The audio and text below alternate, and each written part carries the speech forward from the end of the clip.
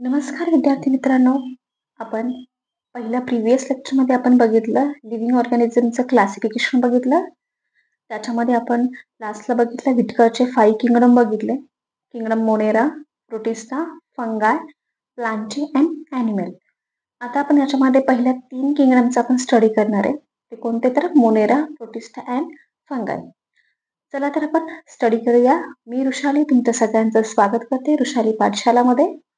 8th स्टँडर्डचं आपण science बघतोय. Classification of living world, living organism. Firstly आता आपण स्टडी करणार आहे किंगडम मोनेरा. तर किंगडम मोनेराची एक तुम्हाला ऍक्टिव्हिटी आहे. सगळ्यांना कर्ड माहिती आहे किंवा बटर मिल्क माहिती आहे, म्हणजे दही ताक माहिती आहे. ते क्लीन एका स्लाइडवर घ्यायचंय. घेतल्यानंतर त्याच्यामध्ये सम वॉटरचे ड्रॉप ऍड करायचे, म्हणजे ते क्लिअरली सोल्युशन करायचं, डायल्यूट करायचं आणि एका कव्हर स्लिपने ग्लास स्लाइडवरती तो ड्रॉप ऍड करून एका कव्हर स्लिपने त्याला कव्हर करायचं आणि मायक्रोस्कोपच्या अंडर त्याला ऑब्झर्व करायचं. आपल्याला काय दिसतं त्या मायक्रोस्कोप मध्ये? तर एक moving small rod like microbe दिसतो आणि त्या मायक्रोबलाच आपण काय म्हणतो?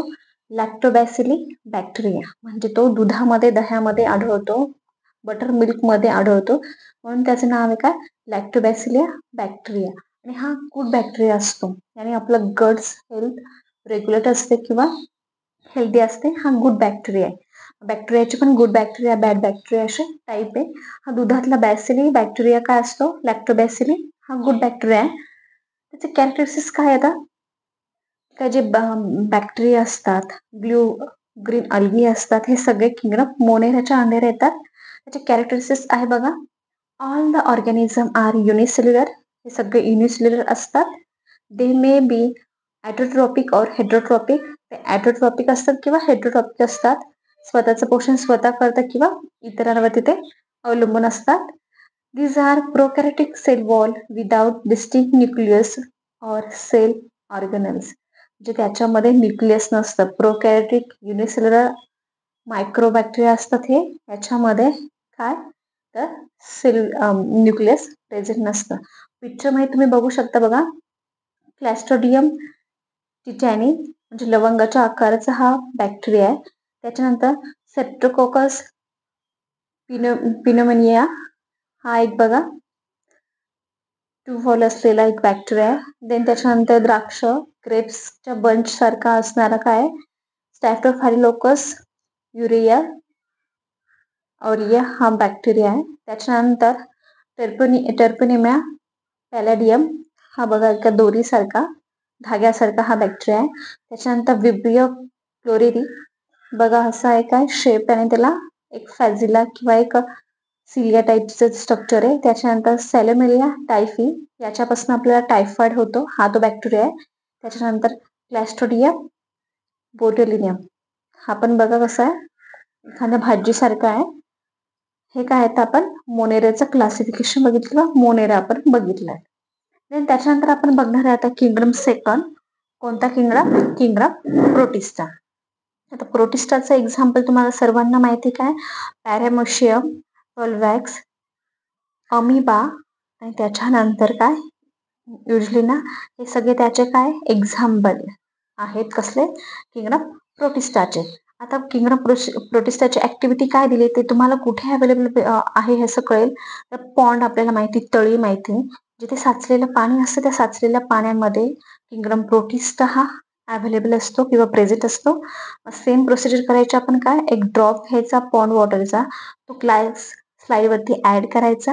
त्याच्यानंतर त्याच्यावरती कव्हर स्लिपने कव्हर करायचं आणि तो लो पॉवर किंवा हाय पॉवरच्या मायक्रोस्कोपमध्ये तो ऑब्झर्व करायचा. तर आपल्याला काहीतरी सम बॉडीज काय आपल्याला मोबाईल दिसतील, म्हणजे फिरणाऱ्या दिसतील किंवा काही त्यांचं लोकोमोशन झालेलं दिसेल, काही इरेग्युलर शेप दिसतील. हे शेपच म्हणजे काय असते? हे जे काय प्रोटिस्टा किंगडमचे जे काय मायक्रोब असतील ते आपल्याला त्याच्यामध्ये दिसतील. त्याच्यामध्ये आपल्याला पॅरामेशियम, त्याच्यानंतर वॉल्वॅक्स, अमिबा, युग्लेना ह्या टाईपचे काय मायक्रो ऑर्गॅनिझम आपल्याला त्याच्यामध्ये दिसतील. ओके, याचं कॅरेक्टरिस्टिक्स काय दिले? Protista are a single wall organism with a well defined nucleus enclose in a nuclear membrane. म्हणजेच हे काही युकॅरियोटिक युनिसेल्युलर सेल आहे.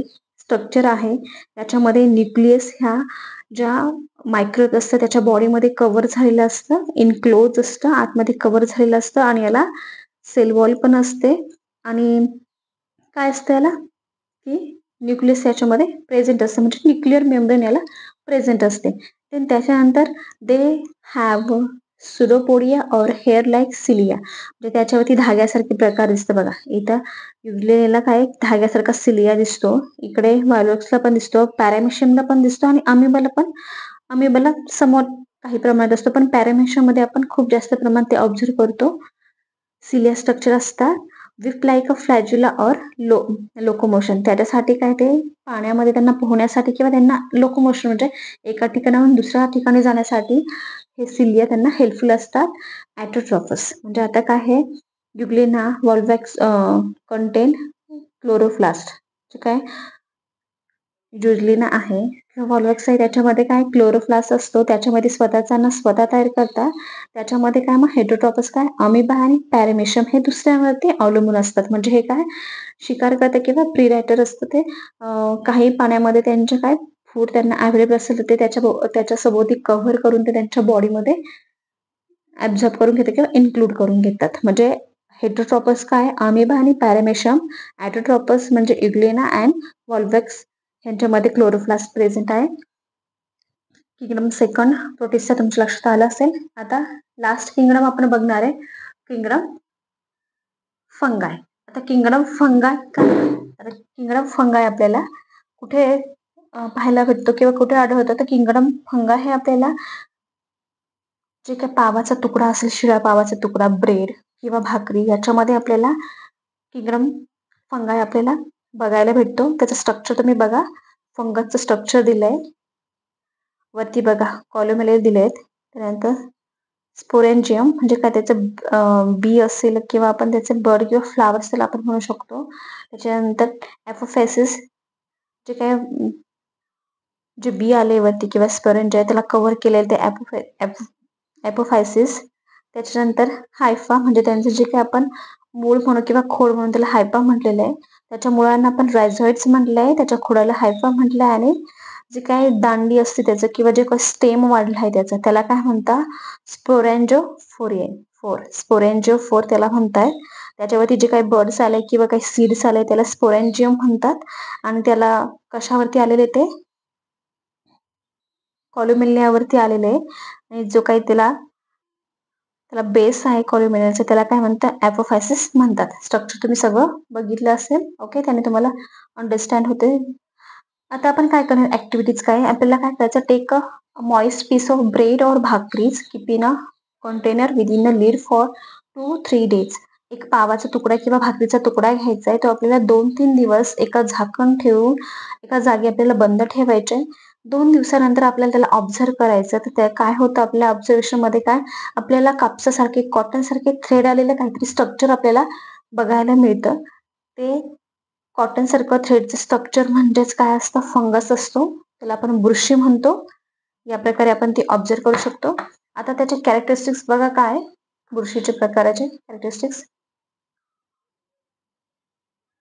These are non-green eukaryotic heterotrophic organism. Non-green आहे, eukaryotic आहे आणि heterotrophic परजीवी आहे. कुजलेल्या पदार्थांवरती ते वाढतात. म्हणजे त्यांचं पोषण ते इतरांच्या डेड बॉडीवर करतात म्हणून त्याला हेटरोट्रॉपिक ऑर्गॅनिझम म्हणतात.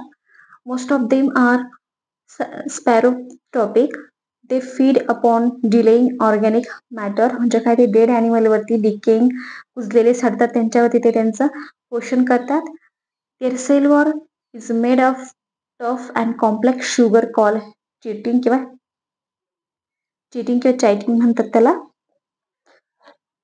त्याची सिल्वर टफ असते जे आपण बघतो आपण मशरूम मध्ये जे बघतो आपण त्या टाईपचं ते कव्हर असतं हार्ड. देन त्याच्यानंतर बघा some fungi are thread like and many nucleus are present in the cytoplasm. काही जे फंगाय ते थ्रेड लाईक असतात आणि त्याच्यामध्ये एकापेक्षा जास्त न्यूक्लियस प्रेझेंट असतात त्यांच्या सायटोप्लाझम मध्ये. त्याचे एक्झाम्पल्स बघा आता आपण बेकर ईस्ट जे बेकर ईस्ट असतं ते हे फंगसच एक एक्झाम्पल आहे. त्याच्यानंतर ॲस्पॅजिलस फंगस हा कोणत्या कॉर्नवरती मक्यावरती वाढणारा हा एक फंगस आहे. त्याच्यानंतर पेनिसिलियम जो आपण मेडिसिनमध्ये यूज करतो, मेडिसिन म्हणून यूज करतो, हा पेनिसिलियम हा सुद्धा एक फंगसचा प्रकार आहे.